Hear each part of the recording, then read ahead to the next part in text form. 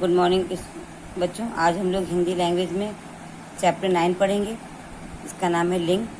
कल हम लोगों ने इसमें पढ़ लिया था कि लिंग किसे कहते हैं और लिंग के कितने भेद होते हैं।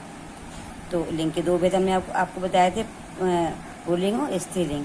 पुल्लिंग के बारे में हम लोगों ने कल पढ़ लिया था। आज हम लोग पढ़ेंगे स्त्रीलिंग के बारे में।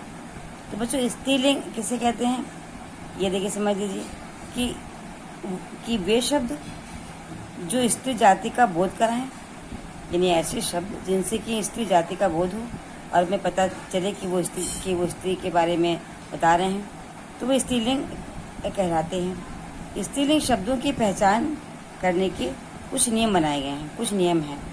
तो ये हम लोगों ने प्रीवियस क्लासेस में भी पढ़ा है कि स्त्रीलिंग की पहचान जो है किस तरह से होती है और स्त्रीलिंग क्या होता है, यानी कि ऐसे शब्द जो कि स्त्री जाति का बोध कराएं वे स्त्रीलिंग कहलाते हैं। तो आइए देखते हैं कि क्या स्त्रीलिंग शब्दों के पहचानने के क्या नियम हैं। तो हिंदी में जो इकारांत संज्ञाएं होती हैं, इकारांत अर्थात बड़ी ई की मात्रा वाली, ठीक है, वे अधिकांश स्त्रीलिंग होती हैं। जैसे कि नदी है, रोटी है, मोटी है, चूड़ी है, टोपी, साड़ी, ये सभी क्या है, ये सभी स्त्रीलिंग शब्द के अंतर्गत आते हैं। ठीक है, तो बड़ी ई की मात्रा वाले जो शब्द हैं, अगर उसका हम किसी वाक्य में प्रयोग करें तो हम देखेंगे कि वो प्रयोग स्त्रीलिंग में ही आता है। तो ये शब्द हमारे स्त्रीलिंग के अंतर्गत आते हैं। अब देखिए कि जो हमारे उकारांत शब्द हैं, यानी कि जिसमें कि छोटी ऊ की मात्रा आती है, ठीक है, तो कुछ उकारांत शब्द भी हमारे स्त्रीलिंग होते हैं। वो कौन कौन से हैं? जैसे लू, बालू, झाड़ू। देखिए इन शब्दों का जब हम प्रयोग वाक्य में करते हैं तो स्त्रीलिंग ही आता है। जैसे कि झाड़ू लगा ली गई, ठीक है, लू चल रही है।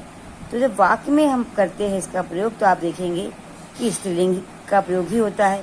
तो इसलिए ये शब्द हमारे स्त्रीलिंग के अंतर्गत आते हैं। ठीक है, तो वाक्य के प्रयोग से हमें पता लग जाता है कि शब्द हमारा स्त्रीलिंग में है कि पुल्लिंग में है। तो इस प्रकार कुछ उकारांत शब्द हमारे स्त्रीलिंग के अंतर्गत आते हैं। और जो भाषाएं और बोलियां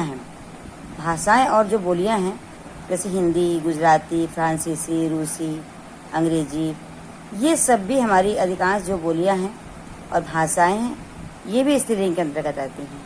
तो बोलियां और भाषाएं स्त्रीलिंग में आती हैं। और भोजन और जो मसालों के नाम हैं, ये भी अधिकांश स्त्रीलिंग में ही आते हैं। जैसे कि देखिए रोटी है, दाल है, चावल, सब्जी, हल्दी, ठीक है, धनिया, इन सब का प्रयोग स्त्रीलिंग के रूप में ही होता है। तो ये सभी शब्द जो है वो स्त्रीलिंग के अंतर्गत आते हैं। और जो तिथियों के नाम हैं, पुल्लिंग में तो हमने पढ़ा था कि जो महीनों के नाम जनवरी, फरवरी, ये सब किस में आते थे? पुल्लिंग में। लेकिन जो तिथियों के नाम है हमारे हिंदी पंचांग में, प्रथमा, द्वितीया, तृतीया, इस तरह से तिथियों को गिनते हैं। तो हिंदी की जो तिथियां हैं बच्चों, वे स्त्रीलिंग के अंतर्गत आती हैं। जैसे प्रथमा, द्वितीया, तृतीया, चतुर्थी, पंचमी, षष्ठी, ठीक है, अष्टमी, नवमी, दसवीं, ये सभी तिथियां। और जितने भी नक्षत्र हैं, तो नक्षत्रों के नाम भी स्त्रीलिंग के अंतर्गत आते हैं। ठीक है, जैसे कि रोहिणी नक्षत्र, धानी नक्षत्र, कृतिका नक्षत्र, ये सब नक्षत्र होते हैं हमारे हिंदी में। तो ये सभी जो है वो स्त्रीलिंग के अंतर्गत आते हैं। और पुल्लिंग में हम लोगों ने पढ़ा था कि जितने भी हमारे समुद्र हैं, महासागर हैं, वो सब किस में आते हैं बच्चों? पुल्लिंग में। लेकिन जो नदियां हैं वो आती हैं हमारी सभी स्त्रीलिंग में, केवल ब्रह्मपुत्र नदी को छोड़ करके। ब्रह्मपुत्र नदी चूंकि उसका नाम ही पुल्लिंग में है, ब्रह्मपुत्र नदी जो है वो पुल्लिंग में आती है। बाकी सभी नदियां हमारी स्त्रीलिंग के अंतर्गत आती हैं। ठीक है, शरीर के जो कुछ अंग हैं तो वो भी हमारे स्त्रीलिंग में आते हैं। जैसे कि आँख, नाक, जबान है, हथेली है, उंगलियां हैं, ये सब क्या है? ये सब स्त्रीलिंग के अंतर्गत आते हैं।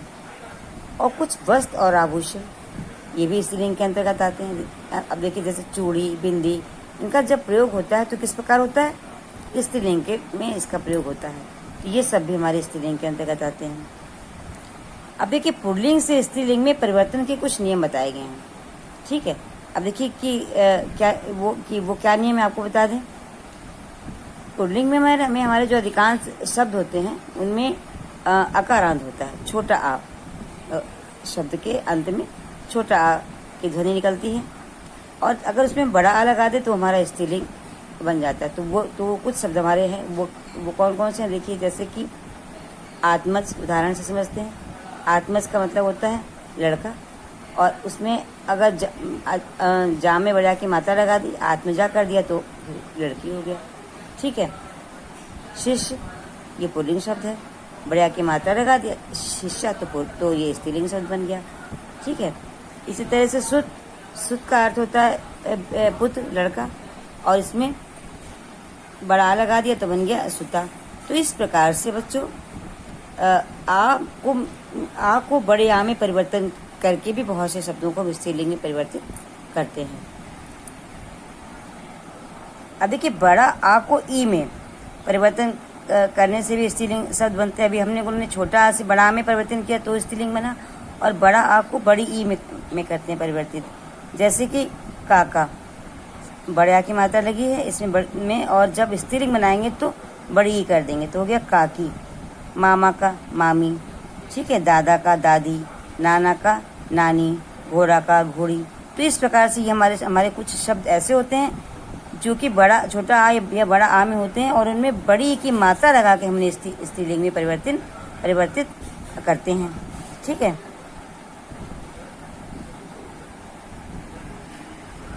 अब देखिए, कुछ हमारे शब्द ऐसे हैं जिसमें हम या प्रत्यय लगा करके उसको स्त्रीलिंग में बदलते हैं। जैसे कि उन शब्दों को देखिए, बंदर। ठीक है। बंदर पुल्लिंग शब्द है, और स्त्रीलिंग हम बनाएंगे तो क्या लगाएंगे, उसमें या प्रत्यय लगा दिया तो बन गया बंदरिया। चूहा पुल्लिंग शब्द है, इसको स्त्रीलिंग में हमें बदलना है तो हमने या प्रत्यय लगा दिया तो बन गया चूहिया। ठीक है। बूढ़ा, बुढ़िया, खाट, खटिया। इस प्रकार से ये हमारे शब्द हैं जिनमें हम या प्रत्यय लगा करके उसको स्त्रीलिंग में परिवर्तन करते हैं। लोटा का लुटिया। ठीक है। गुड्डा का गुड़िया, चिड़ा का चिड़िया। देखिए, इन सभी में या प्रत्यय लगा हुआ है, और या प्रत्यय लग करके ये हमारे सभी शब्द क्या बन गए हैं, स्त्रीलिंग बन गए हैं। कुछ शब्द हमारे ऐसे होते हैं जिनमें हम इन जोड़ते हैं, और इन जोड़ करके स्त्रीलिंग बनाते हैं। तो उन शब्दों को आपको बच्चों देखना है। जैसे कि कुम्हार पुल्लिंग शब्द है। कुम्हार मिट्टी के बर्तन बनाते हैं, वो कुम्हार कहलाते हैं। ठीक है। तो कुम्हार ये पुल्लिंग शब्द है। अब हमको स्त्रीलिंग में अगर बदलना है तो हम इसमें इन प्रत्यय जोड़ देंगे तो बन गया कुम्हारिन। कुम्हारिन हो गया हमारा स्त्रीलिंग शब्द। ठीक है। लोहार, लोहार पुल्लिंग शब्द है, और हमें स्त्रीलिंग में इसको बनाना है तो क्या करेंगे, इसको लगा दिया हमने, इसमें इन जोड़ दिया, बन गया लोहारिन। अब देखिए, कुछ हमारे ऐसे शब्द हैं कि जिसे पुल्लिंग से स्त्रीलिंग जब हम बनाते हैं तो केवल मादा शब्द जोड़ देते हैं। ठीक है। क्योंकि वे शब्द हमारे जो सदा पुल्लिंग में होते हैं। जैसे कि जिराफ है, मगरमच्छ है, गेंडा है, कछुआ है, उल्लू है। तो ये शब्द हमारे जो है जब हम इनको स्त्रीलिंग में बनाते हैं तो इनमें हम बस मादा लगा देते हैं। तो मादा जिराफ, मादा मगरमच्छ। ठीक है। और गेंडा है तो मादा गेंडा। तितली है तो नर तितली, भेड़ है तो नर भेड़। इस प्रकार से परिवर्तन हम करते हैं। तो ये बच्चों हमारा स्त्रीलिंग से पुल्लिंग में, पुल्लिंग से स्त्रीलिंग में बदलने के लिए हमने आपको इसको बताया। आज हमारा ये पाठ बच्चों पूरा हो गया है। इसका काम जो भी आपको भेजेंगे वो उसको करके आप PDF बनाकर भेज दीजिएगा। Okay, bye. तो इसमें हम लिख देंगे नर मक्खी।